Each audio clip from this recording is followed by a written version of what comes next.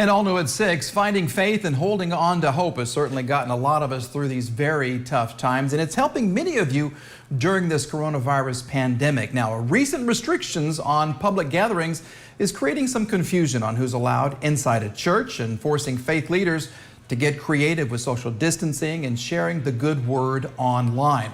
So tonight, 2 Works for You, Tatiana Taylor shows us how one church leader is keeping their congregation safe and their plan for Easter Sunday.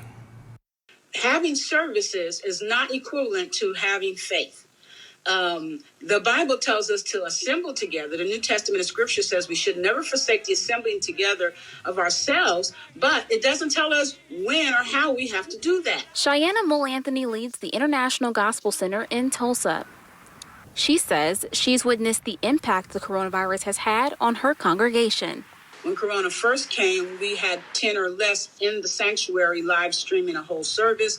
Now, since our mayor has changed that directive, now we are live streaming from our homes, only one at a time. Streaming church services have become the new normal during a time that faith and hope is desperately needed in a time of crisis. In our opinion, my opinion and our leadership team, this is not the time to be incompliant. This is not the time to be difficult. This is not the time to expose people to danger. This is the time to be supportive and prayerful and just do the things that Jesus told us to do as Christians. And while coming together, online may not be ideal. They're interacting, they're getting involved, they're inviting their friends. We have a lot of other churches outside of Oklahoma and they're joining in. So I have had absolutely no protest from any of our congregants or our leaders. Despite some of the confusing directives on public gatherings from our elected leaders, Mole Anthony says our mayor has said, our governor, our president, our job as Christians is to really cooperate with the government as much as possible. So part of that is just our compliance. And with Easter less than 2 weeks away, we were looking at doing a drive-in service for Easter, but wanted to be sure we were doing it properly. Tulsa Mayor G.T. Bynum's office says faith services provided online are declared essential, and those churches planning drive-in services won't receive citations.